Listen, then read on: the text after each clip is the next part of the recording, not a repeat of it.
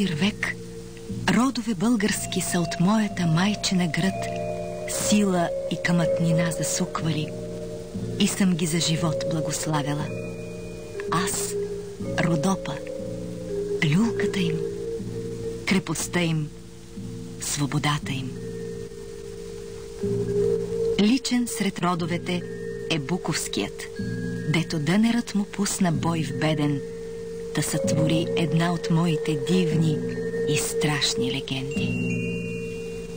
Много вода от онова време изтече, когато лют друговерец с огън и нож налетя в разчедата ми, имената и вярата им на сила да сменя. Не подмина и тримата братя Букови. Първият не склони и ятаганът удари. Вторият се оплаши да се смени. Мина време и Буковският корен в Беден пусна филизи с други имена и с ислямска вяра. Третият брат беше по-гостко в далечно село да се избави. Тъй се ройна родът Буковски чак в Брестовица. Ала има кръвнина, има предания. И се пречуха роднините от Беден и от Брестовица.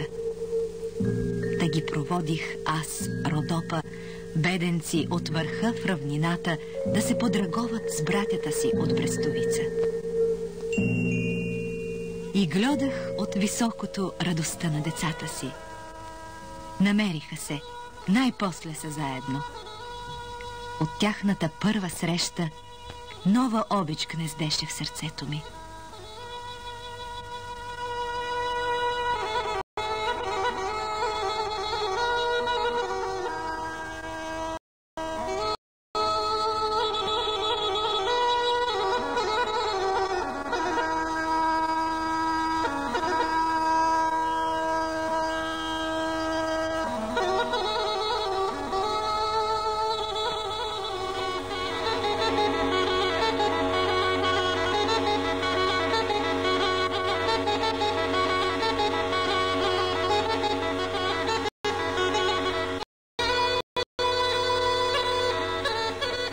Сред множеството работници, инженери, лекари се бе отзовал от толкова далече, от Франция, и един Орфеев наследник от Буковите.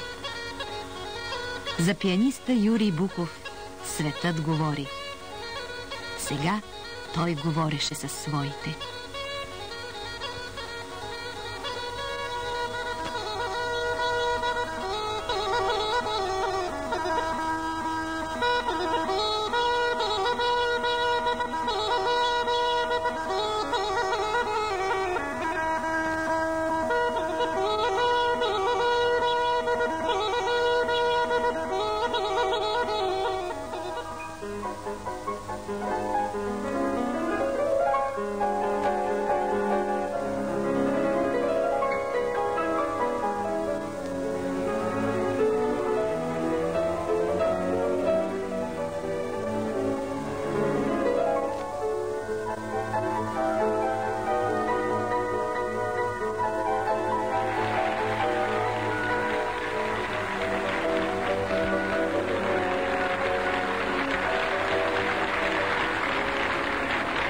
Ами вие тук повече знаете за моя прададо, отколкото аз.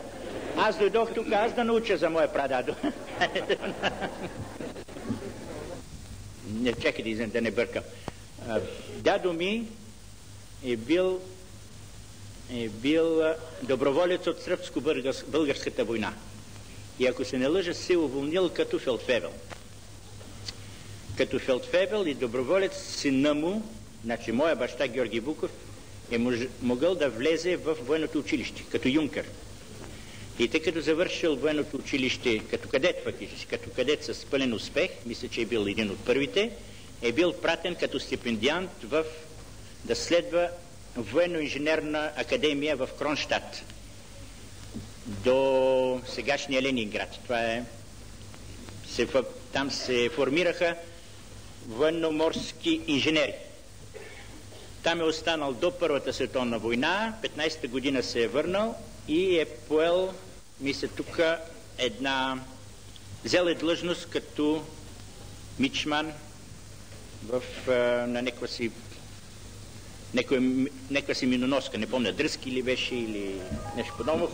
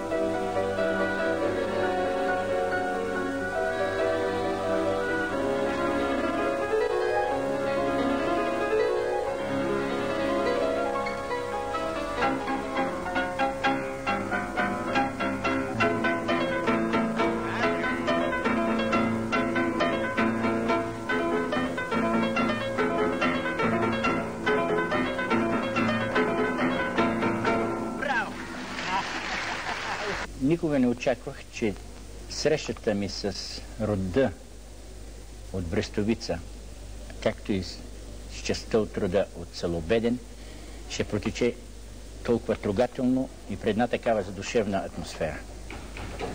Разбира се, говориха ми, че имам толкова и толкова роднини. Аз знаех, че имам немалко братовчеди по майчина, по бащина линия.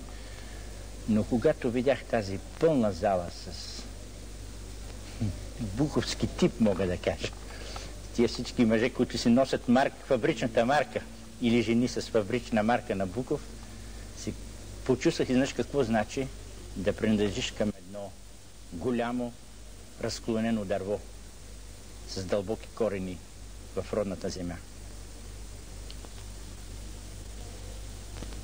Надявам се също и на утрешния ден, където ще отидем на самото место, от което са излезли буковите. Там, където продължават още до ден днешен да се раждат букови и където още днеска продължават да съществуват старите традиции, както преди 3 или 4 или 5 века. Това е много ободряващо за некой като мене, който живее вън от България и няма много често възможност да се върне тук, да знае и да има чувството, да има сигурността, че неговия род продължава тук и да се надявам продължава за още много и много години.